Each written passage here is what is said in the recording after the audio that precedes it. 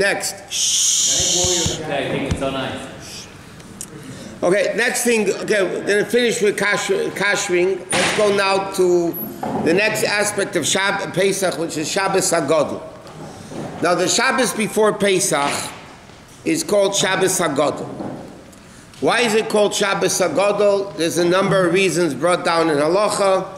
The reason the Alter Rebbe says, and that's the more well-known reason, is because a great miracle happened on the Shabbos HaGadol, the Shabbos right before Pesach. Other people say it's called Shabbos HaGadol because the rabbis make long talks. So it's called Shabbos HaGadol. That's what's brought down in Halacha. But what happened is like this.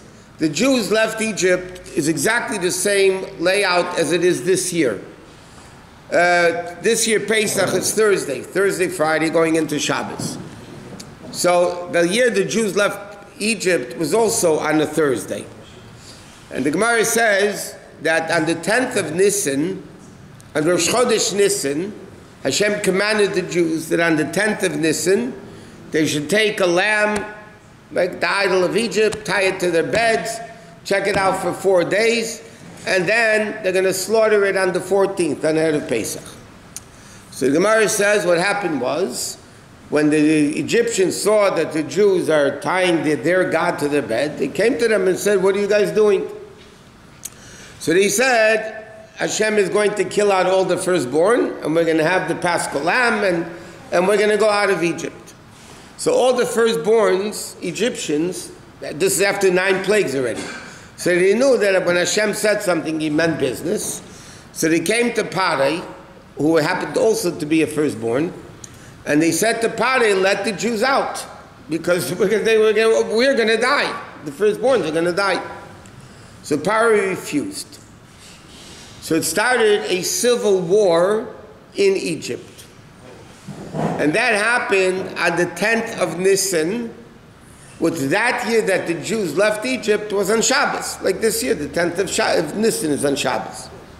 That's why the Medrash and the Shchnorach also brings down what we say every Shabbos in davening right before Baruch Shamar, in the 26 Kilo Elam Chasdei, it says, "Lemaki Mitzrayim bifcherehem," to smite Egypt with in their firstborns.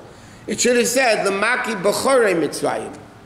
So the Gemara says what it means is, "Lemaki Mitzrayim," Hashem smote the Egyptians bifcherehem with their own firstborn. So it was a civil war. So therefore, that year, the Shabbos before Pesach, a great miracle happened. So therefore, the Chachamim want to institute a remembrance of that great miracle that took place in Egypt.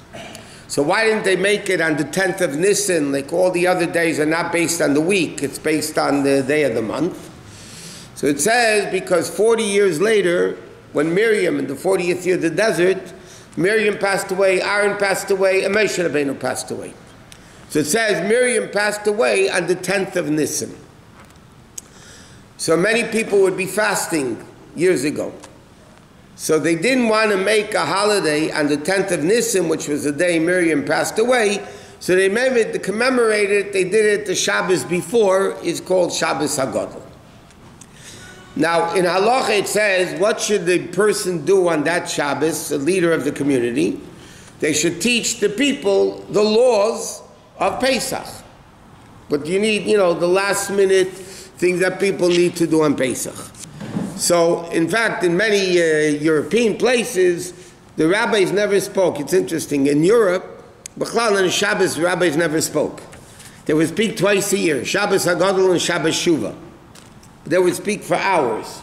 Basically, what they used to do, give a Talmudic discourse, and at the end, they would connect it to what's called Divrei Haggadah. But in Shchonarach, the Alter Rebbe says that the main purpose of Shabbos HaGadol, the Alter Rebbe said, not like they do now, but the main thing of Shabbos HaGadol is for the rabbi to get up and tell the people the laws that they need to know for Pesach. Now, in most places, there's a special haftarah, it's called Vaad that's used for Shabbos HaGadol. Just like, Shabbos Zachar, Pashat Parah, this special haftarah. So there's a special haftarah, you'll see the Nodul Chumashim, haftarah of Shabbos HaGadol is what's called Vaad. But in Chabad, the custom is that the only time we say the Haftarah of Orva, Shabbos HaGadol, when it is actually Shabbos Erev Pesach. But that happens rarely. So basically this week is Vayakov Pekudah, is Parshas HaCheder. Now I'm talking the week before Pesach is going to be Parshas Tzav probably. So then we read the Haftarah, Parshas Tzav. We don't read the Haftarah of Shabbos HaGadol. Now that Matzoi Shabbos, because Pesach is during the week, anytime there is a Yom Tif which is forbidden to do work, like Pesach, Shavuos, Sukkot, Rosh Hashanah, Yom Kippur, Simchas Torah, Shmini Atzeres. So if there's a Yom Tif that week, Saturday night, we do not say V'inoyim and Va'ata Kodesh. In fact, there's an interesting thing. When Pesach falls out on Shabbos, Pesach falls out sometimes Shabbos and Sunday. So now the question is, the whole week before Saturday night, do you say V'inoyim or not? So it's interesting. In Luach Kel Chabad it says we don't say, but the Perel Dominik is in Lubavitch that we do say, because you have a full week of work. And by the Rebbe's Minyan they did say it.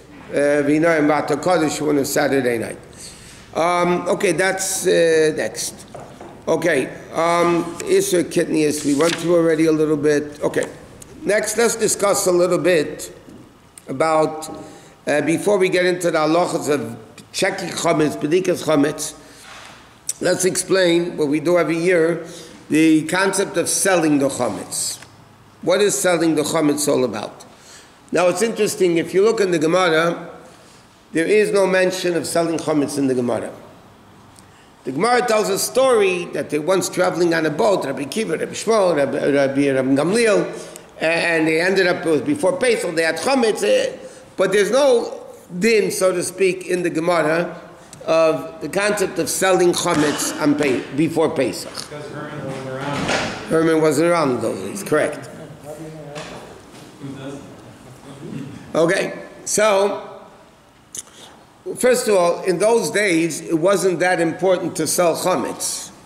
Again, people didn't have refrigerators. They didn't have all the things we have now that stores things. So basically, people finished getting rid of all the chametz that they ate, and whatever they didn't eat, they burnt. Huh? Somebody has side of Meat is not chametz. Wheat. Yes, so those people, either they would get rid of it before Pesach, or, yeah, for those people, but it wasn't common, b'chlal. That's why the Gemara doesn't talk about it so much. They fed the animal, whatever they had, that was also not so simple. Because if you put it in the yard, you have to make sure they can eat it before Pesach, and that itself is very complicated law in the Gemara and in Shulchan Aruch. So now, so the Pearl, they didn't sell, they got rid of the chametz. In later years, this is already in the time of the Rishonim, there was a concept of what do you do if you have a lot of chametz left? Today people have a lot of liquor left, mashke, cereals. I mean, you have from supermarkets that have a lot of chametz liquor things. So Chachamim instituted a concept what's called selling the chametz to the guy. Because when the Torah says, Lo yira l'cha chametz, so the Torah says, you are not allowed to own chametz. You are not allowed to see chametz that belongs to you. But if the chametz doesn't belong to you, then you're not transgressing your prohibition. It's not your chametz. In fact, the Gemara says to Mishnah, what? If it's not yours, yeah. I mean, it's not a good idea to keep looking. You might go and eat it, buy it. But yeah, you're not allowed. There's no problem walking into a store during Pesach, or going to a store. No, that you shouldn't see. You have to put it away. We'll discuss that not today, but whenever. So you have to get rid of the chametz. In fact, the halacha is that chametz sha'arva olav Pesach, chametz that was owned by a Jew during even 1 minute of Pesach, you're not allowed to use that chametz. You're not allowed to use that chametz ever.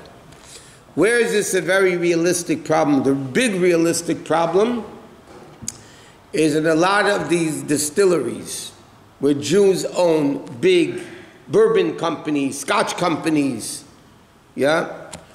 And the liquor takes a long time. It ages 12 years, 5 years, 2 years, 1 year, whatever it is.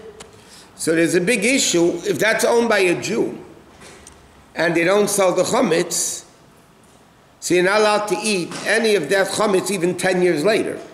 To drink that chametz even 10 years later. A chametz of Pesach became rabbinically forbidden. What's the Jew's partner to the guy? So the Jew has to sell his part to the guy. But he has to do it legally. The problem is, as we'll learn, that if I say, okay, I'll sell my own chametz to my housekeeper. Yeah? If it's not done halachically correct, then the sale is not a valid sale, and then you're left with chametz. So besides the fact that you're transgressing owning chametz, all the chametz after Pesach you have to throw out. Okay? A very big problem also, stores, all that stuff that have a lot of chametz. Another big issue that happens every year, no matter how much you scream about it and talk about it and yell about it, you sell chametz has to be sold by a certain time. Because if you don't own the chametz anymore, you can't sell something that's not yours. After a certain time out of Pesach, the chametz rabbinically is not yours. And an hour later, it's biblically not yours. So if it's not biblically, if it's not yours, you can't sell something, I can't sell your stuff. Okay? So therefore, chametz has to be sold by a certain time. So let's say, for argument's sake, you have to sell the chametz by 11 o'clock, let's say. And guy, you already sold the chametz to the guy and it's already 12 o'clock, that's it, it's too late. The guy rolls in 2 o'clock, oh, I forgot to sell my chametz. This is by the tens. I'm one guy. Tens of people are calling up that they forgot to sell the chametz. Okay? So it's a very big issue. There's a lot of, things you dray, but it's not so simple halachically. But people have to be very careful that you have to make sure that you sell the chametz because the chametz cannot be yours. If the chametz is yours, again, you're transgressing two sins, by Yom, by Yimatzeh. And secondly, what's even more so, that you can't use the food after Pesach. So that's, so what do? You need to sell the chametz in a proper way. Now it has to be done in a proper way. Okay? Another important mistake, by the way, I just realized, another important mistake that people make, they think they have to come to the rabbi to sell the chametz out of Pesach. After they get rid of all the chametz, then they should come to the rabbi and sell the chametz and out of Pesach. That is a terrible mistake. Why is it a terrible mistake? Because number one, as we'll discuss, you don't sell the chametz to the Rav. The Rav is your agent to sell your chametz to the guy. That means if I come today to the rabbi and put my name down on the list that I'm making you my agent to sell the chametz, first of all, the rabbi didn't buy the chametz. He's only a shliach to sell the chametz for you out of Pesach. So it doesn't matter. You can come now, you can come tomorrow, you can come the next day. He's not doing it until out of Pesach. I don't have to come to him out of Pesach and then give him the right to sell my chametz. I can do it today. There's no difference. Except at a Pesach. If you forget, then you have big problems. So people have to remember once the rabbi, what? So the guarantor has to be a very, very rich man, right? No. We didn't learn about the guarantor yet, but according to the Alter Rebbe, that you must have a guarantor when the chametz is sold. It says clearly in halacha he doesn't have to have any money. He could still be, because in Choshen Mishpat there's a din, you can guarantee $1 million loan even though you don't have it. You can still guarantee it. That's the halacha. Huh? Yeah, banks, the banks are all falling apart anyway now. That's what they've been doing, guaranteeing money. Guaranteeing. The bank cannot guarantee. Okay,